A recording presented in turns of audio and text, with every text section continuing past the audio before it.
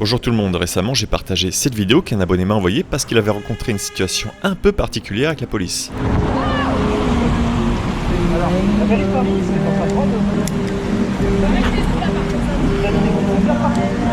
Oui, mais c'est pas obligatoire. Non, c'est pas obligatoire.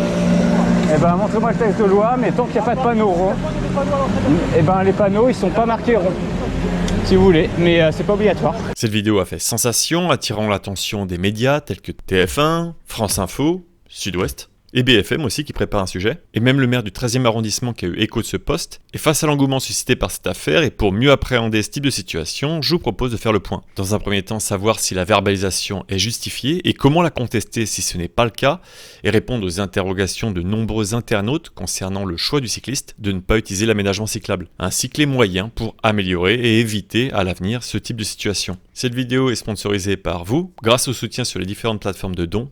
Merci, vous retrouverez plus d'informations en description si vous souhaitez soutenir mon travail, et merci également aux abonnés et ceux qui s'abonneront. Pour enquêter sur cette vidéo, je me suis rendu sur place, et assez rapidement je me suis retrouvé exactement dans la même configuration que le cycliste, en dehors de l'aménagement cyclable. Et là c'était pour éviter une voiture qui a tourné sans me laisser la priorité. Je roule donc ici exactement au même endroit que le cycliste en début de la vidéo, on peut le remarquer par rapport à la banque populaire qui est juste à droite, et si je continue, on peut voir ce panneau. Ici à l'entrée des pistes cyclables, c'est des carrés qui annoncent l'aménagement, ce qui veut dire que ce panneau n'est qu'une indication et pas une obligation. Les panneaux d'obligation sont ronds. Parking, qui est un carré, et piste cyclable, qui est un carré. Donc ça veut dire que si ça c'était obligatoire, il faudrait absolument, dès que tu vois ce panneau, aller te stationner. Ça n'a aucun sens. Et par rapport aux aménagements cyclables, j'avais fait une vidéo dans laquelle je détaillais quand et pourquoi certains aménagements cyclables sont obligatoires. Je vous laisse d'ailleurs revoir cette vidéo. Mais je n'avais pas détaillé la myriade de raisons pour lesquelles les cyclistes évitent d'utiliser certains aménagements cyclables qui ne sont pas obligatoires. La raison la plus commune et qui est complètement contre-intuitive, c'est la sécurité. Ici par exemple, il y a des feuilles mortes, la piste cyclable est étroite et c'est casse-gueule. J'ai d'ailleurs pu en faire plusieurs fois les frais en me rendant sur place. Oh putain, attends, je vais circuler au milieu, c'est hyper dangereux là, j'ai failli me planter. Il y a également d'autres cas de figure qui font que les cyclistes n'accèdent pas à cet aménagement. L'itinéraire cyclable peut être mal indiqué, il peut y avoir des véhicules stationnés à l'entrée de cet aménagement, il peut entraîner des conflits entre les piétons et cyclistes, surtout si c'est sur le trottoir, et également des risques de piétons qui traverseraient entre les véhicules qui sont en stationnement. Et circuler en dehors de l'aménagement cyclable permet aussi d'éviter de me faire couper la route au niveau des intersections. Et en plus de tous ces éléments, il y a un autre événement ponctuel qui pousse les cyclistes à circuler en dehors de ces aménagements, c'est le fait de vouloir dépasser les autres usagers en sécurité. Les pistes cyclables ici étant trop étroites, on ne peut pas dépasser un cycliste en restant sur cet aménagement, il faut en sortir pour pouvoir le faire en sécurité. C'est ce que va faire le cycliste en début de vidéo, car même pour dépasser un autre cycliste, je dois laisser au minimum 1 mètre. Et c'est d'ailleurs quelque chose que je fais souvent, comme par exemple ici sur Richard le Noir où je vais rouler en dehors de l'aménagement cyclable à 30 km/h, ce qui est la vitesse limite. Bon, malheureusement, même si je roule à cette vitesse limite, je vais me faire dépasser par un automobiliste qui va me demander de dégager. Il circule en dehors des aménagements cyclables. Je crois que moi aussi je me fais klaxonner d'ailleurs.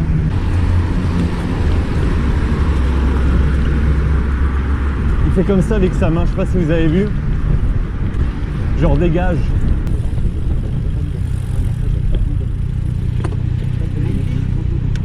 Regardez le panneau, monsieur. Vous voyez le panneau? Ça veut dire quoi ce panneau? Qu'est-ce qu'il veut dire ce panneau? Aménagement conseillé. Pour pouvoir dépasser les cyclistes, il faut que je circule en dehors de l'aménagement, monsieur. Vous avez raison.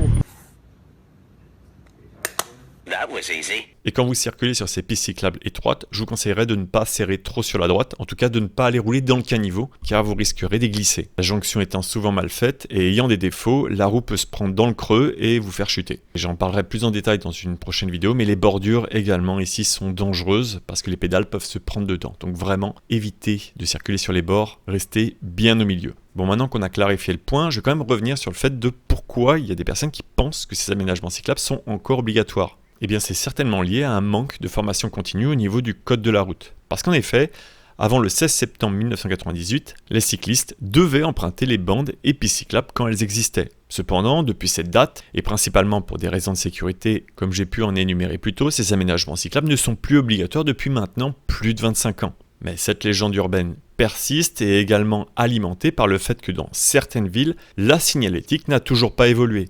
Depuis que des panneaux ronds y ont été installés, alors que les pistes étaient à ce moment-là obligatoires, ils n'ont pas été changés depuis. Alors que normalement, la mise en place de cette signalétique doit être motivée par un arrêté de la ville, qui va justifier le fait que la piste cyclable doit être obligatoire. Et à Metz, par exemple, l'association Edeva a fait retirer ces panneaux illégaux. Alors ouvrez l'œil parce que si vous voyez par exemple ce genre de panneau, eh bien c'est peut-être que ce panneau en lui-même est illégal. Donc voilà, là à droite il y a une piste cyclable obligatoire. Autant vous dire que le bout d'aménagement c'est clairement de la merde. Alors que là-bas la piste est que recommandée. Ici. Des fois ça peut aussi être un oubli de la ville comme je l'ai fait remarquer à Paris. Comme ici par exemple, cette piste cyclable n'est plus obligatoire, ils ont supprimé le panneau. Comme quoi ça peut être demandé. Et indépendamment de cette signalétique, il est également important de rappeler que ces aménagements cyclables restent obligatoires pour les usagers de DPM. Ah d'ailleurs, chose intéressante, c'est que la trottinette là qui vient de me dépasser, elle peut aller jusqu'à 25, donc elle avance vite. Il n'y a pas suffisamment la place pour me dépasser ici, donc il choisit de rouler en dehors de l'aménagement cyclable. Mais par contre, un EDPM a l'obligation, lui, de rouler sur les aménagements cyclables. Donc même si je roule lentement, il aurait dû patienter derrière moi. Et au vu du nombre croissant de verbalisations, la police a l'air de prendre très à cœur ce problème.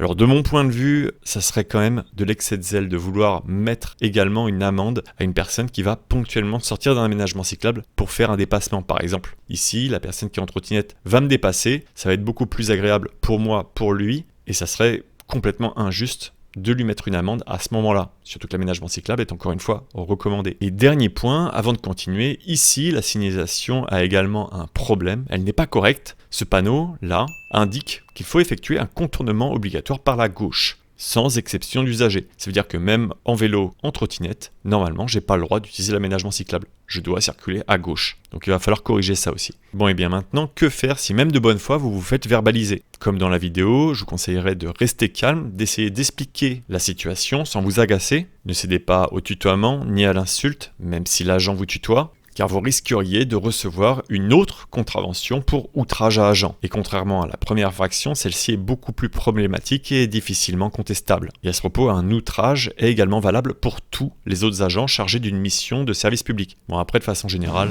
Reste cool. Sac à main. Bon, et maintenant, par rapport à votre verbalisation, ne refusez pas de fournir votre carte d'identité ou passeport, parce que dans ce cas de figure, le contrôle est lié à une infraction ou infraction présumée. Et si vous refusez de justifier votre identité, vous pouvez être retenu sur place ou emmené au commissariat de police pour une vérification. Et je vous parle même pas des problèmes que vous auriez en cas de délit de fuite. Donc, le meilleur conseil, c'est obtempérer. Mais par contre, attention, ne signez pas une contravention que vous souhaitez contester. Si vous signez, c'est que vous reconnaissez vos torts et donc il sera très difficile de la faire contester, voire impossible par la suite. Et refusez également de payer sur le moment la contravention, même si l'agent va vous indiquer que c'est moins cher de payer tout de suite. C'est ce qu'on appelle une amende minorée. Après ce moment très inconfortable passé, vous allez recevoir une lettre par la poste à votre domicile et vous pourrez alors contester cette contravention sur le portail en ligne antey.gouv.fr. Vous avez juste à suivre les instructions et vous mettez l'article de loi correspondant qui vous indique que vous avez bien le droit de circuler par exemple en dehors des aménagements cyclables. Vous pouvez également contester en envoyant un courrier, la procédure est expliquée au dos de la contravention. Et encore une fois, il est rappelé que vous ne devez pas payer pour contester. La bonne nouvelle avec cette affaire, c'est que les médias ont relayé l'info en donnant de la visibilité sur le fait que les aménagements cyclables ne sont pas toujours obligatoires, même s'il manque encore un petit peu de pédagogie pour expliquer pourquoi les cyclistes ne les utilisent pas. Et pour ça, je compte sur vous pour partager cette vidéo. Le maire du 13e a également fait remonter l'information, en espérant que les différents commissariats de Paris se passent le mot. Bon, normalement, c'est le rôle de la préfecture de police de Paris de faire passer ce type d'informations, mais bon, comme vous l'avez vu dans ma dernière vidéo, ils sont pas très à l'écoute des problèmes des cyclistes. Mais toutes ces belles paroles au niveau politique et médiatique ne règlent pas vraiment le problème des cyclistes ici, qui vont continuer à circuler en dehors des aménagements cyclables. Et je vous assure que c'est un plaisir pour personne de partager la route. Les automobilistes détestent voir un cycliste devant eux. Ils ont toujours l'impression qu'il va plus lentement qu'eux. Et les cyclistes détestent se faire frôler et klaxonner par des gros trucs de plus d'1 tonne.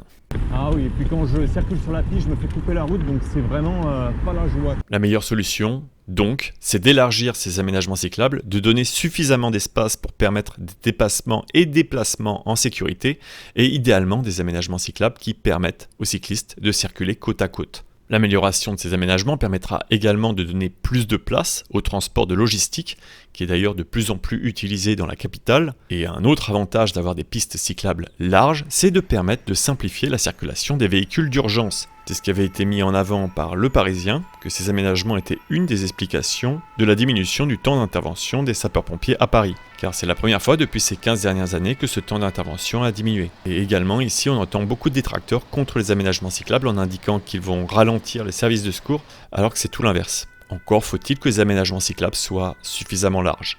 J'espère donc que ces voiries, encore trop étroites, finiront par être remplacées. La bonne nouvelle, c'est que les nouveaux aménagements proposés par Paris ne commettent plus cette erreur et offrent maintenant des aménagements cyclables suffisamment larges. Je vous les avais présentés sur l'avenue de la République par exemple.